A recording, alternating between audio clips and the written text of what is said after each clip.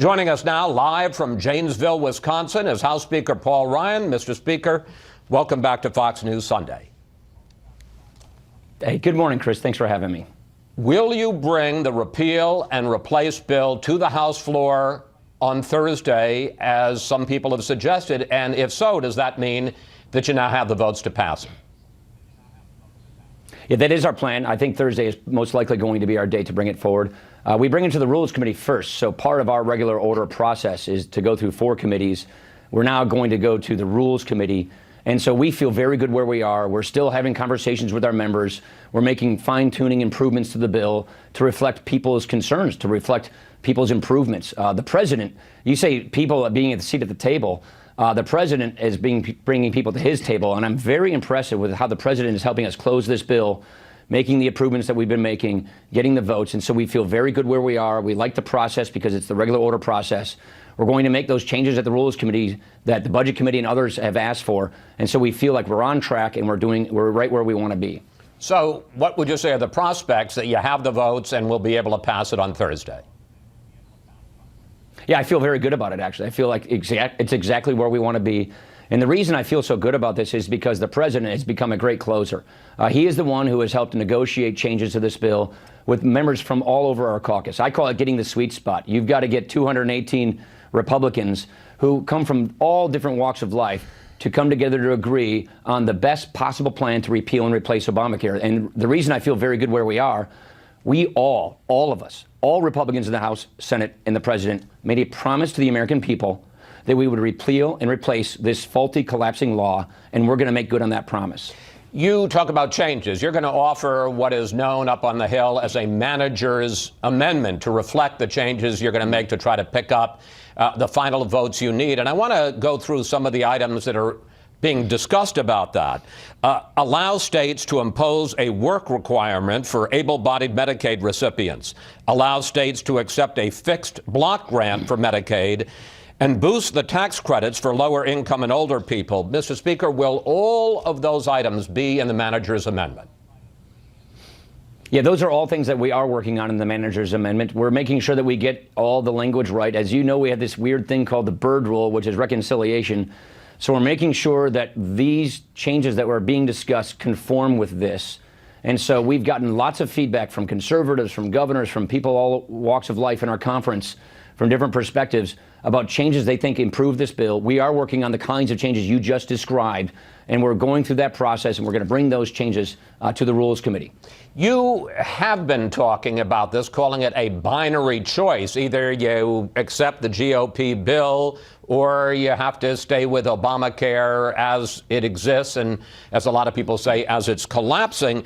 But now you're talking about making changes, and this week President Trump said this. If we're not going to take care of the people, I'm not signing anything. I'm not going to be doing it, just so you understand. Right. I'm in a little way, I'm an arbitrator. In fact, there are going to be changes, as you say, this week in the House. There are going to have to be even more changes in Congress.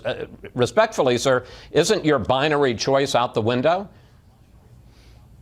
No, you're misinterpreting me. The binary choice is when we bring this to a vote, that's when it becomes a binary choice. Until we bring the bill to the floor, we are always making improvements. There's one word to describe what's going on: legislating. We are not actually doing this behind the scenes and just bringing some bill to the floor and making people vote for it. We're listening to people. And the president's right. He is the one. We've never had this before. That's why I'm very excited. We have a president who's rolling up his sleeves. He's a very quick learner on health care. He's a business guy who came to presidency, and now he's helping us make sure that we bridge differences with members who are bringing constructive ideas and solutions for how to make this bill better. 4-committee process. We got the 4th committee coming up. That's always been the plan, to always learn, listen, negotiate, and improve the bill, make the fine-tuning, and then bring the bill to the floor. And that is where it then becomes a binary choice. That's what I meant all along when I've said this, which is when we bring this to a vote, either we're going to keep the Obamacare status quo, the law is collapsing, 5 states have 1 plan left, over a third of the counties in America have only 1 insurer left, some are already pulling out, massive premium increases in the future, a collapsing law, or we replace it with patient-centered health care that works. where we give people more freedom, where we let the states go back to running their health insurance markets. That is what we ran on. This is the plan we ran on all of last year. And we've been working with the administration hand in glove and the Senate since January to put this together. And when this vote comes up, that's when it will be a binary choice. Either we're for the status quo or we're for repealing and replacing this law. Mr. Speaker, as a governing principle, do you believe that every American should be able to get health care insurance if they want it? Yes, I do believe this is a critical need for Americans, and I do believe that we can have in this country a healthcare system where everyone can get access to affordable healthcare coverage, including people with pre-existing conditions. I believe that that is achievable. I believe that that is what we are achieving in this legislation, and the answer is not a government one-size-fits-all, arrogant, micromanaging system where the government forces you to buy something you don't want, don't need, or can't afford. The goal here is to give every American access to affordable coverage. That means we have to bring the cost of health care down. That means we don't want monopolies. We want competition, and that is what we're achieving. Let me pick up on this, because the Congressional Budget Office, I don't have to tell you, came out this week with a pretty dramatic forecast, and they said that 24 million fewer Americans will have health insurance in 10 years under your plan. You said that part of that is that this is what freedom looks like. Here you are. This isn't a government mandate. This is not the government makes you buy what we say you should buy, and therefore the government thinks you're all going to buy it. But, sir, is the major decrease in the number of people, according to the CBO, who will have health insurance, is it freedom, or is it that some people will no longer be able to afford health insurance under your plan? I want to show a specific case that the CBO put up. Look at these numbers. In 10 years, the CBO said, a 64-year-old with an income of $26,500 will pay $1,700 out of pocket under Obamacare for health insurance. Under your plan, the CBO says, that same person will have to pay $14,600 because insurance companies can charge more, and the tax credit that you're going to offer is smaller than the subsidy that Obamacare will offer. So what they're saying is this isn't freedom. This isn't people voluntarily deciding not to have health insurance. It's that your plan makes it unaffordable for people. So there's three things I would say. Number one, what they basically say is Obamacare is not going to last. There's no way Obamacare could stick another 2 or 3 years, let alone 10 years. And so they're comparing an Obamacare plan that's mythical, that won't exist in 10 years. Then they're saying, well, if people are going to buy what Obamacare is going to make them buy, then they won't be able to afford it. Here's the point. We believe that we do need to add some additional assistance to people in those older cohorts.